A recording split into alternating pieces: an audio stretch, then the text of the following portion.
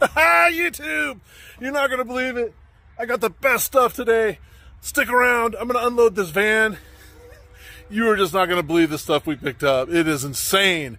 Spent about $245 exactly, actually. Let's just take a look.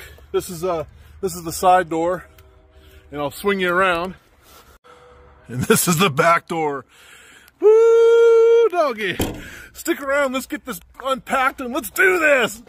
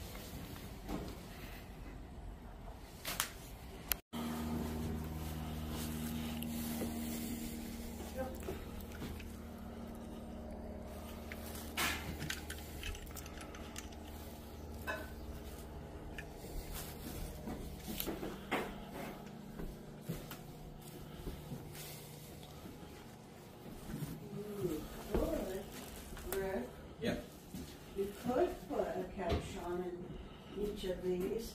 Yeah. We have big enough caption. Give up. Just, I know, or pretty cool. Yeah. Okay. I know, I feel like the caption will wait. Another $2?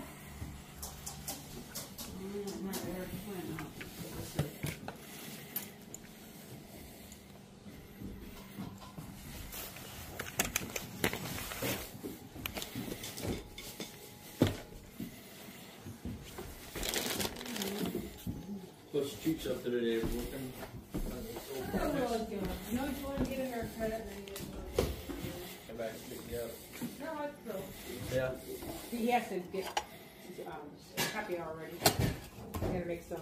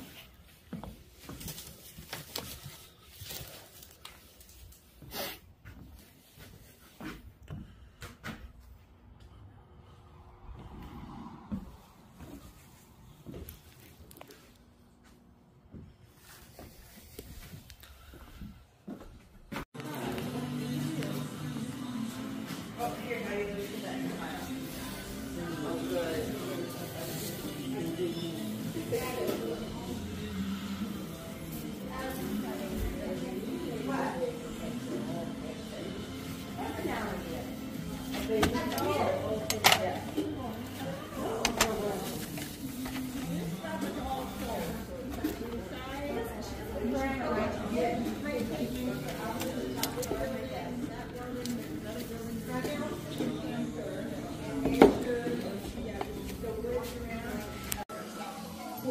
no, it's 33. Isn't that crazy? That's right. There you go. So we must have been there as, you know, younger yes, at 91, he was in Ken Kronberg's class. And so then they came back before him came and stuff like that. That's right. That's right. So enough. Definitely want this.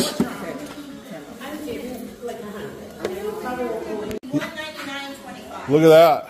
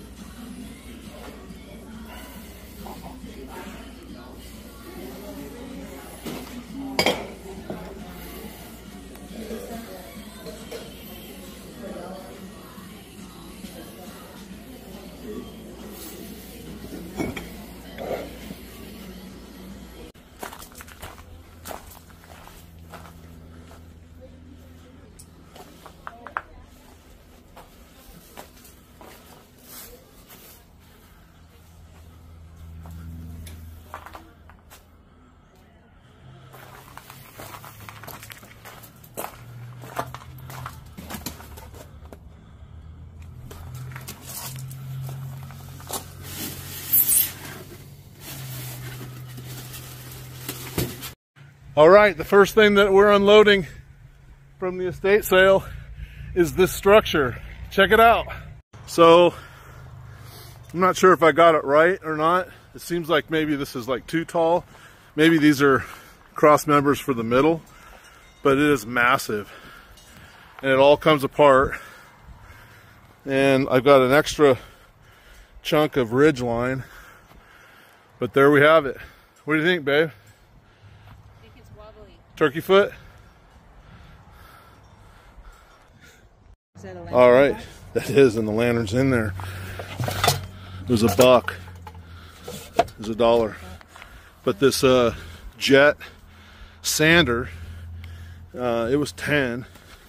I haven't looked it up. I don't know if it's China or what, but it'd be great for sharpening knives. What does it say? No, Tacoma, Washington. Holy crappersteins, it poured down rain.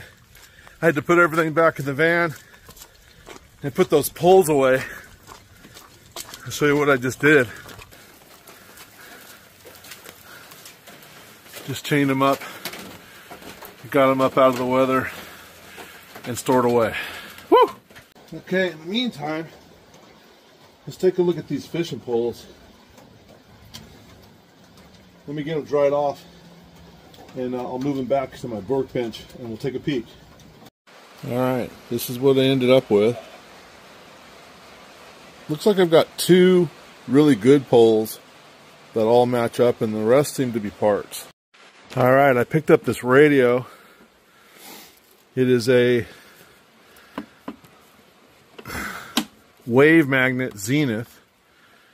It's a tube radio. I think it's like a ham radio or something. But I cleaned it up.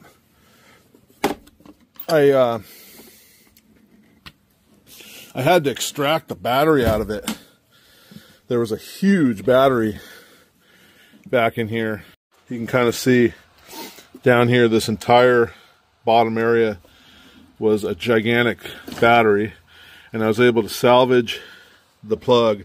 There's also a capacitor that went down here in this back corner. It was rotted out, and then here's the choke for the battery, and then I saved the battery connector in case somebody wanted to rebuild something. They would have the connector. This is the antenna. Got that cleaned up. It's pretty cool. All right. I got the sander put back in my shop, and it looks like there's already a belt. It's a really fine belt. I got it plugged in. Let's see what happens. All right. $10 sander. Uh-oh. Let's try it again. There we go.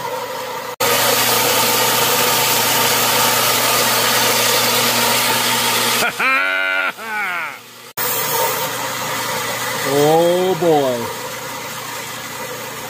That is nice.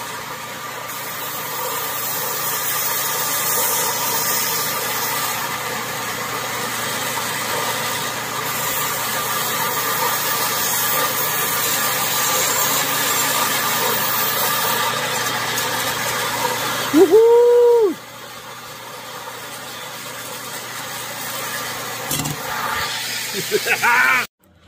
All right, so that's a Jet JSG1.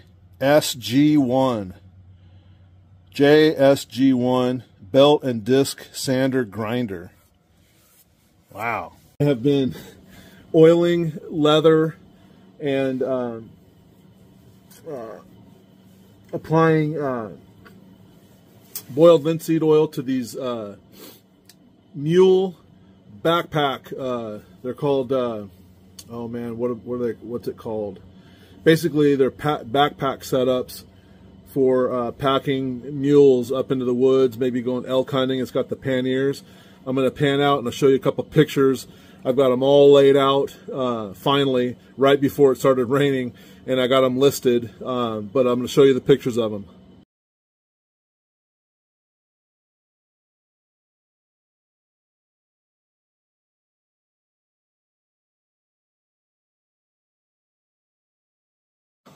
All right, what do you think of that? Boy, that leather was dry, and those packs were, I mean, they haven't been cared for in many, many, many years in storage. So I hope that goes to a good home. So I've got the next thing laid out for you. I'll turn you around, take a look. Hobby airplane stuff. We're talking, oh, chargers, props, nose cones, I don't know, vinyl wraps, different chargers, battery cycles, motors, all kinds of little miniature parts, bracketry, couple of Fatuba, couple Fatuba controllers, a bunch of wheels, some big motors, a starter, a fuel pump, mufflers, you name it. You name it, I got it. I'm going to sell this all as one lot. I'm pretty sure I'm going to get everything I spent by selling this lot. I also kept one box of motors. They're the little motors. And like Cox motors. These little guys. These little guys. And then there's an entire bag full of vintage small motors here. I kept that, and I also kept stuff. All the little electric motors and the servos, I kept that. So on to the next. All right, I'm going to take a quick break, get some air here, and it's going to get dark. So I think I got a couple things in my truck that I'll leave in my truck tonight, but I'll show them to you. All right, James, what do you think of this? Another big old box of leather straps. Look at that. That might make a strop there. Good stuff. This toilet. I'm going to show you what I have. I'll show that to you tomorrow. Well, actually, I'll show it to you in a picture. This enclosure that I have, which is it's an outdoor outhouse. That box goes in it, and it's a canvas outhouse. I'll just have to show you a picture of it, and that goes in it. And let's see, flip you this really cool. Look at it. Every kind of I haven't even looked in here, but I really like the box. That's definitely going to go on the workbench. And then these heater boxes, look at the propane fittings. I got 2 of them. This one, and then a second one. Love the boxes. Absolutely love them. I'm going to put this back, and we'll take a look at the back. All right, I'm not going to pull it out, but this is a super nice military cot. And I think that was $5, but I was after this pad. Check this pad out. This is a cot pad, and I think it's military. I got to pull it out. All right, there it is. I wish you could feel this, the density of this pad. I wonder what's in it. I don't see that it's marked anywhere, but it sure looks to be military, and it's in good shape. So that's what's in that bag. All right, next up is this really cool old pitchfork. Look at that baby. Oh, look at it. It's like 5.5 feet long. That is a super cool pitchfork. We'll get that cleaned up. This will probably go down to the booth. All right, starting to rain again. And I think I already showed you this lantern. I got a little bit of stuff on the bench, and I think that's it. It's a wrap. All right, this is it here. The outhouse. And it's this guy right here. That's what that toilet goes in. And this was I think it was 1976. This was. And it sold for $104.76. So that's pretty cool. While I have this out, I'll show you a couple more things. This appears anyway to be, like, I don't have the canvas for this, right? I only have the wooden structure, but this is what it's supposed to look like. See that, baby? It's a cool book, and it shows you how all the parts go together if you had everything. Look at that. All right, this is it. It's the final countdown. I'm sorry this video's taken forever, but it was like, I mean, well, you can see it was nuts. Anyway, I got a quick bench run here, and that's it. All right, first up, a bunch of high bias. I picked out all the high bias TDKs. This right here, 1, 2, 3, 4, 5, 6, 7, 8, 9, 10, 11, 12, 13, 14, 15. This one's opened. So 15. I mean, easily these are $8 to $10 a piece. So, I mean, this is probably $100.